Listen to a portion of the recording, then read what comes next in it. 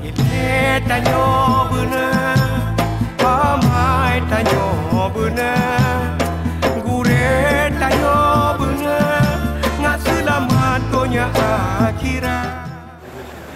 Alhamdulillahi Rabbil Alamin. Allahumma salli wa sallim ala Sayyidina Muhammadin Iftahi babi rahmatillah adada ma fi ilmillah Salatan wa salaman daimaini bidawami mulkillah wa ala alihi wa sahbihi Allahumma salli ala Sayyidina Muhammadin Salatan taftahu biha lana futuhal arifin wa tufaqihuna biha fid din wa ala alihi wa sahbihi. Assalamualaikum warahmatullahi wabarakatuh.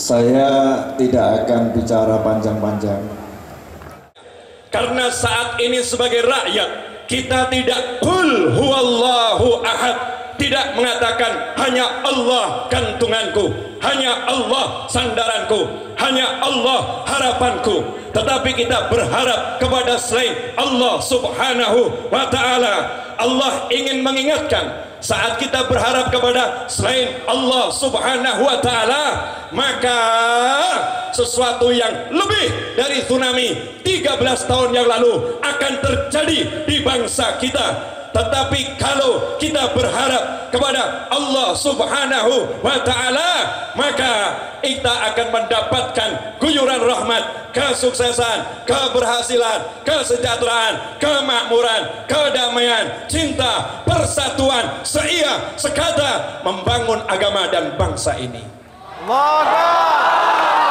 Makanya yang muncul Abdul Somad, maaf, sorry, bentuknya nggak jelas. Saya berharap tuh ulama tuh badannya gede, keker gitu ya. Menyenangkan, kurus krempeng. Afwan ya Sayyidi, kurus. Kemudian ya begini, kalau ngomong kelihatan tegas, tiba-tiba ngakak. Seakan-akan para aulia pengen ngasih tahu, cukup yang satu ini untuk Indonesia. Cukup yang satu ini untuk Indonesia. Makanya kalau ada ulama yang dia itu punya kemampuan, ada ulama yang bisa membangkitkan umat, kalau ada ulama yang punya kelebihan, tutup matamu dari kekurangannya, tutup matamu dari kesalahannya, lihat kelebihannya. Itu adalah gurumu. Ini sebetulnya partai Abdul Somad atau peringatan tsunami Aceh. Pokoknya saya nggak ngurus, saya disuruh bicara, salah yang nyuruh. Halo, lihat jam dulu, baru 4 menit. Waktunya maksimal 20 menit, biar nanti tidak terlampau lama majelisnya, ya. Jadi Indonesia harus bangga ini. Mohon maaf kalau ada penjajah, kalau ada yang namanya kekuatan asing, kalau ada orang yang ingin merongrong negeri ini, belum tentu seorang jenderal teriak sikat orang akan ikut. Tetapi kalau Abdul Somad teriak sikat, saya akan ikut. Ulama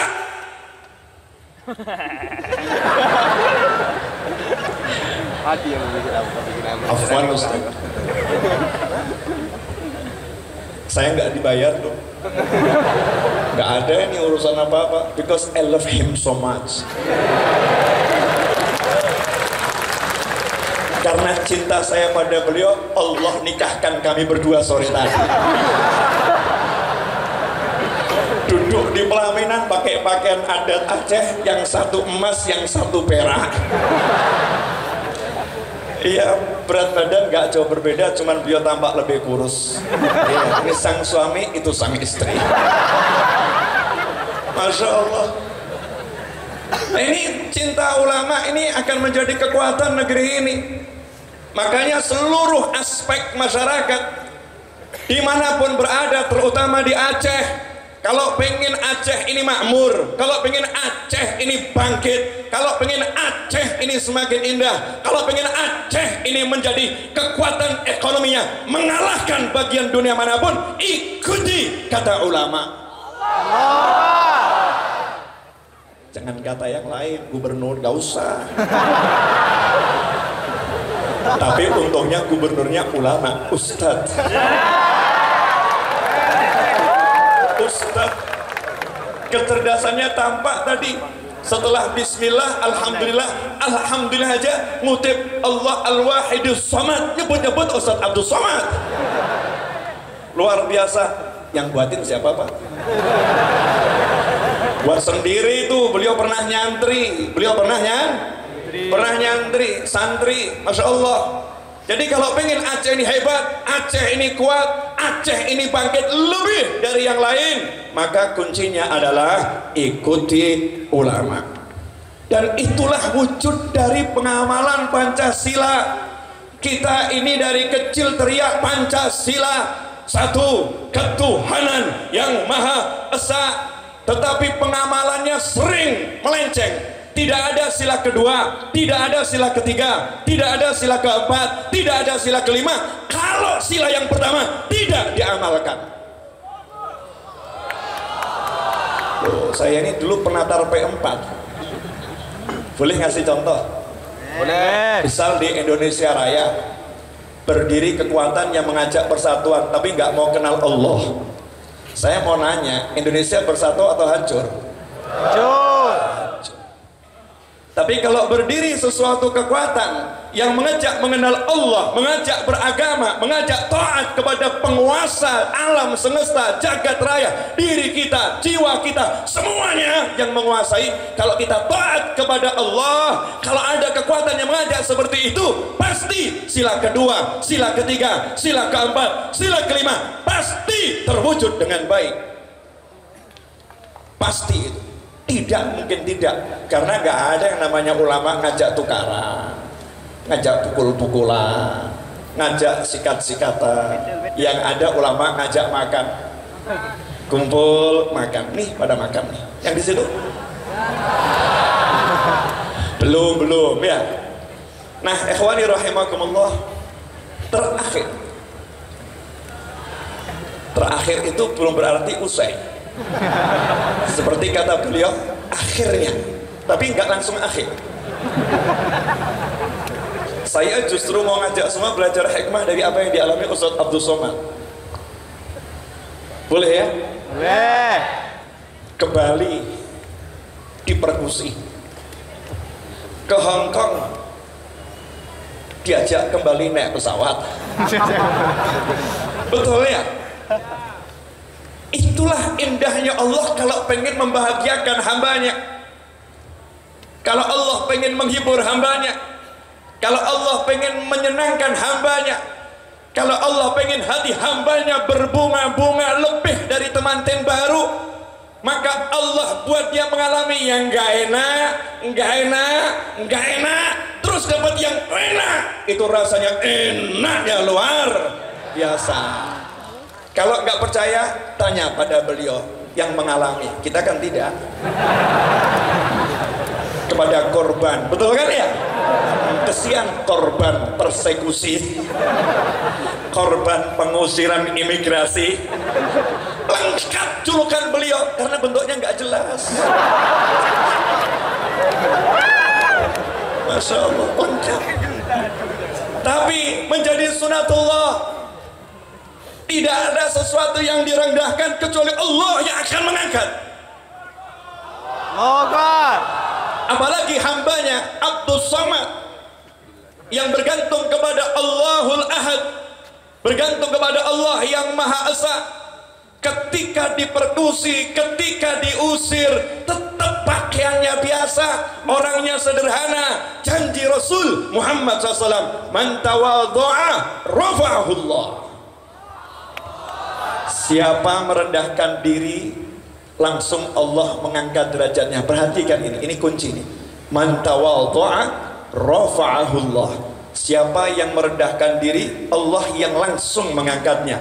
Gak pakai perwakilan-perwakilan, Allah yang langsung turun tangan, Allah yang langsung mengangkatnya. Begitu dipulangkan ke Indonesia, langsung dibawa ke Aceh, disambut Habib Novel sebelum kalian semua. Saya sambut tuh di bandara, kalian kan belum tuh. Saya sambut, saya bilang nih, memang antum harus ke sini. Itu Hong Kong. Antum yang nggak suka sama Hong Kong, bukan Hong Kongnya. Antumnya nggak suka, kan nggak level gitu loh. Beliau kan lebih tinggi. Muslim mu'min, betul kan ya? Iya. Nah, rupanya di sini banyak kekasihmu, Ustaz. Di antaranya aku. Laman yang kita tak bersuah, walaupun sering berkata-kata di media sosial di angkasa, tapi malam ini di Aceh Nangrud Darussalam yang Masya Allah kita dipertemukan dengan penuh cinta. Semoga hubungan ini tidak LGBT akhirnya.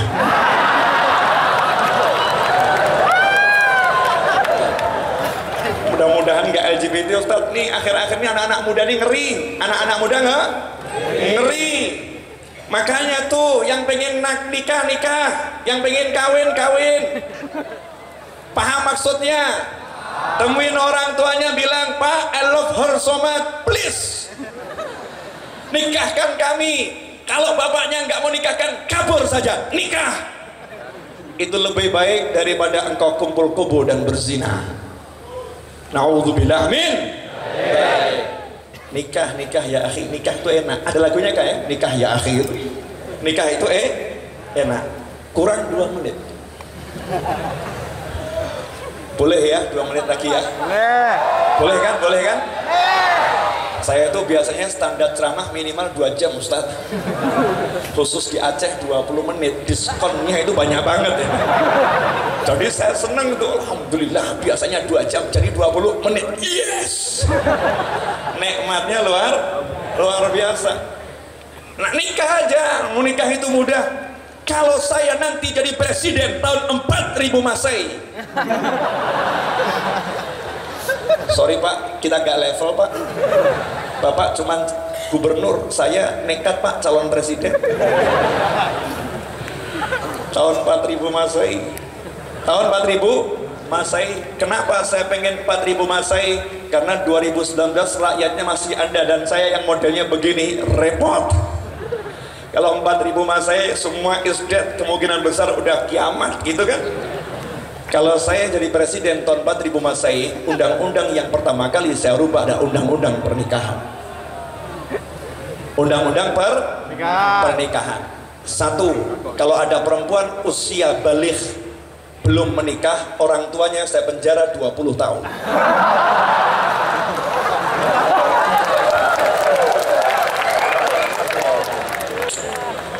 Cocok ya?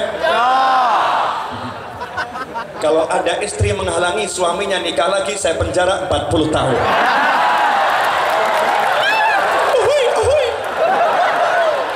Cocok. Sabar. Ini presiden baru mengumumkan visi dan misi, belum selesai. 2 menit mau mengumumkan visi dan misi calon presiden tahun 4000 Masehi. Saya akan nekat. Ini ambil start awal ini. Start awal masih kurang 3000 tahun, 2000 tahun sudah start awal. Kenapa? Sebagai presiden saya bertanggung jawab atas keselamatan rakyat Indonesia. Saya bertanggung jawab 1 nyawa melayang karena saya neraka tempat saya. Ini yang bicara calon presiden loh ya. Kalau ada rakyat saya meninggal sia-sia karena saya tidak bisa memberikan aturan yang jelas, kesejahteraan yang jelas sebagai presiden, saya masuk neraka dahulu. Ngeri.com kawan. Makanya kalian suka nggak suka, calon presiden yang satu ini akan rubah itu undang-undang pernikahan. Yang penting nggak merubah undang-undang dasar 45. Undang-undang dasar 45 pun dibuat amandemennya. Betul. Iya, itu undang-undang dibuat manusia, tapi milik leluhur itu, sakral buat saya. Saya nggak mau main-main undang-undang dasar 45. Tapi kalau undang-undang pernikahan dibuat oleh orang-orang yang bisa buat undang-undang, saya pun akan berjuang untuk membuat undang-undang. Karena saya punya orang-orang yang ahli undang-undang. Anda salah satunya. Halo. Oke Ibu, biar Ibu nggak penasaran kenapa gitu ya Bu ya. Jangan marah ya Bu. Nah, nanti kalau marah tolong saya dikeroyok ya. Kalau Ibu yang ngeroyok saya siap, kalau bapak-bapak saya nggak siap. Begini kawan-kawan, mohon maaf.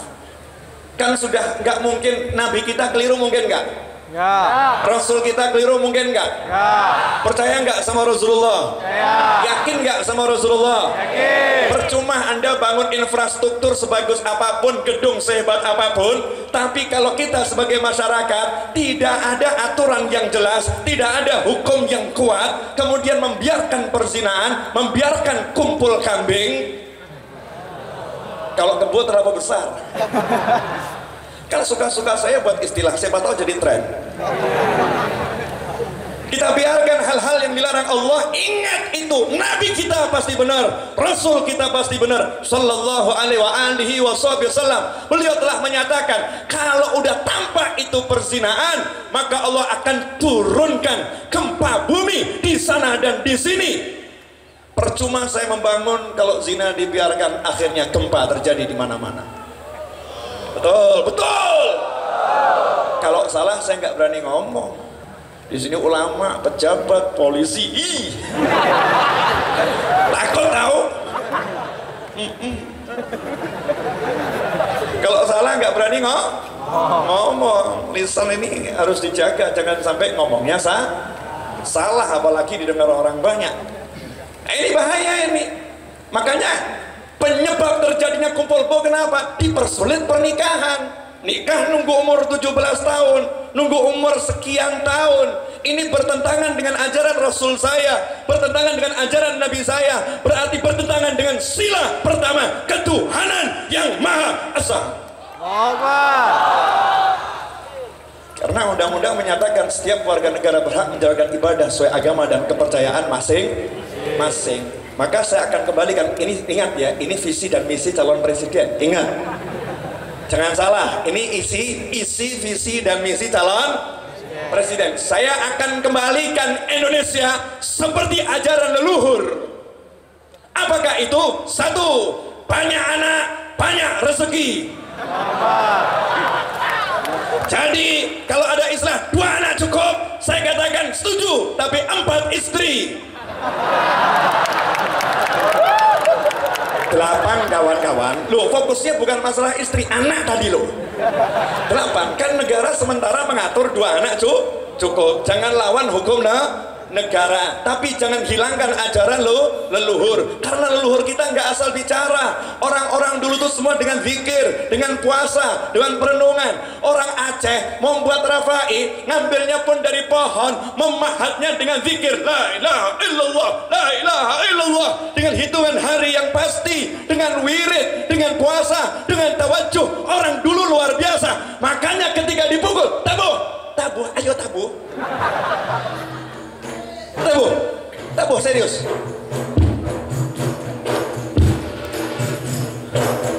La ilaha illallah, la ilaha illallah, la ilaha illallah, la ilaha illallah, la ilaha illallah. Kasih pukulan terbaikmu.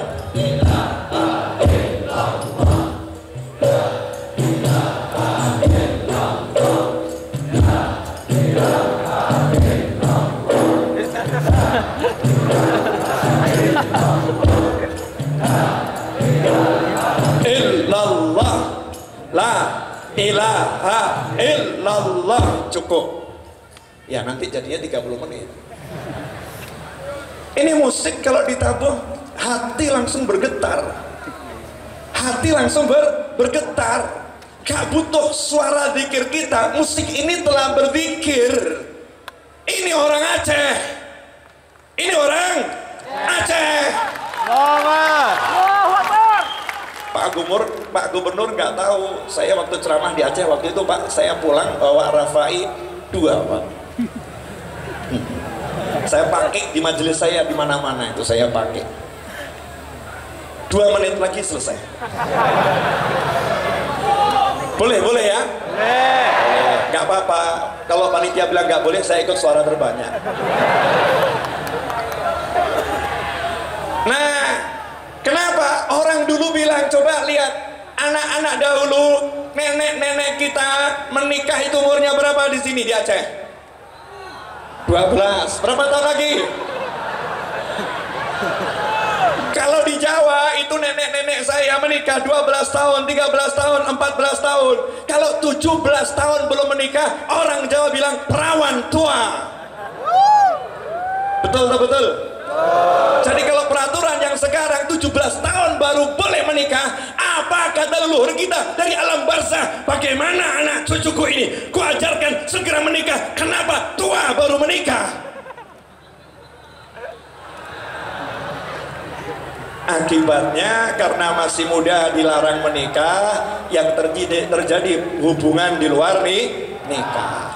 Jadi nasihat ulama tidak akan berarti kalau sistem ini nggak dibangun. Kalau sistem nggak dibangun, susah. Wong tiap hari ketemu orang Aceh cantik-cantik, pemudanya ganteng-ganteng. Oh, setannya juga luar biasa. Oh, setan di Aceh ini kelasnya lain dengan yang di Solo. Beda. Semakin baik tempatnya, semakin besar setannya. Serius begitu.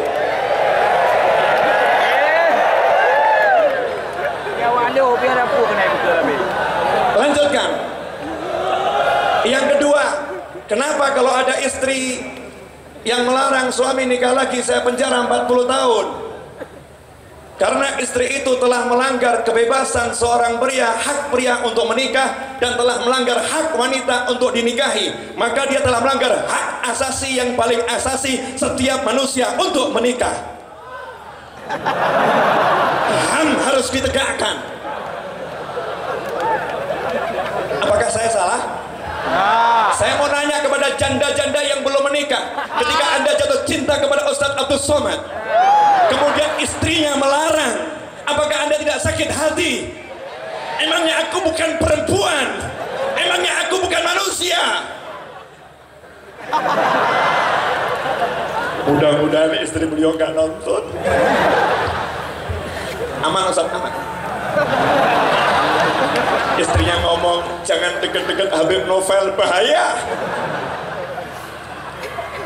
Ya, terus kenapa?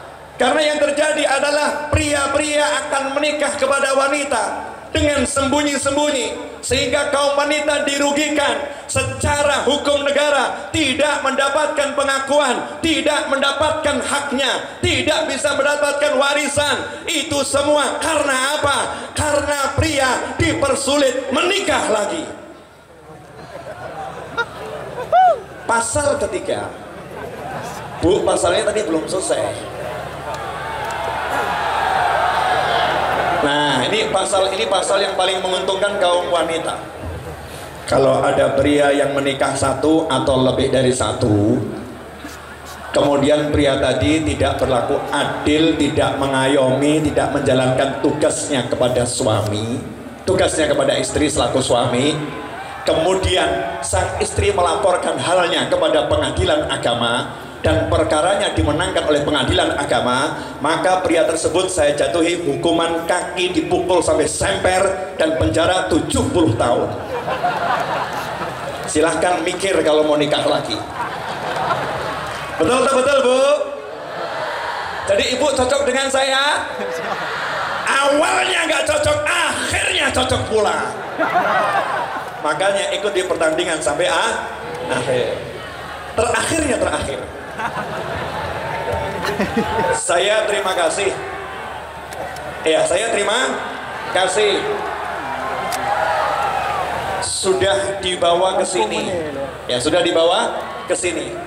Akhirnya saya bisa bertemu dengan Ustadz Abdul Somad. Akbar. Presiden tuh jam terbangnya kalah dengan beliau. Mau ketemu presiden mudah, ketemu Abdul Somad susah. Kenapa? Karena tiap hari beliau keliling ke sana dan ke sini, keliling ke sana dan ke sini, sampai mengorbankan lelahnya, capeknya demi Anda semua. Mudah-mudahan beliau tambah ganteng, Amin. tambah sehat, Amin. tambah pinter, Amin. tambah menyenangkan. Amin. Jadi yang musuhin semakin sakit hati, yang gak suka semakin stres, yang gak suka akhirnya putus asa, dan ujung-ujungnya gantung diri. Kok amin ngawur? Nah, ini beliau ini banyak yang gak suka. Kenapa? Karena beliau disukai Allah Subhanahu wa ta'ala. Sudah menjadi suratan. Siapapun yang dicintai Allah, siapapun yang disukai Allah, pasti diuji. Rakyat Aceh disukai Allah, masyarakat Aceh disukai Allah. Maka Allah berikan ujian namanya tsunami. Itu bukti Allah cinta kepada anda semua. Lantas saya ingin nanya, kalau Allah udah bilang I love you, apa balasan anda? I love you too ya Rabb. Aku juga cinta kepadamu ya Allah. Karena itu ya Allah, aku akan laksanakan sholat 5 waktu. Aku akan bekti kepada ibu bapakku. Aku akan cium tangan orang tuaku. Aku akan cium kening ibu bapakku. Aku akan sayangi anak-anakku. Aku akan... Tapi yang satu ini mau ngomong berhenti dulu. Bab istri Pak, akan jadikan istriku ratu di negeriku.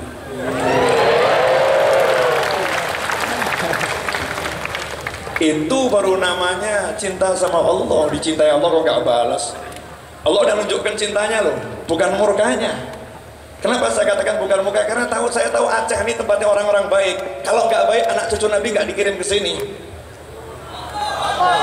Di sini banyak anak cucu Nabi, banyak aulia, ini tempatnya orang-orang baik. Makanya Allah kasih tsunami karena Allah cinta. Karena Allah cinta. Sekarang tunjukkan cintamu kepada Allah. Hari ini saya melihat cinta kalian kepada Allah dengan kalian mencintai salah satu hamba Allah yang namanya Abdul Somad. Nah, dah gitu aja.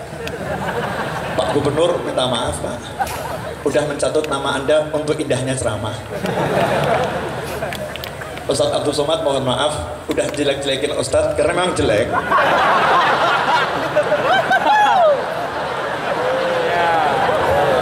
Tapi yang penting ini loh Ustadz kan bahagia semua gitu kan ya. Kadang untuk membahagiakan orang harus ada orang yang kita jatuhkan.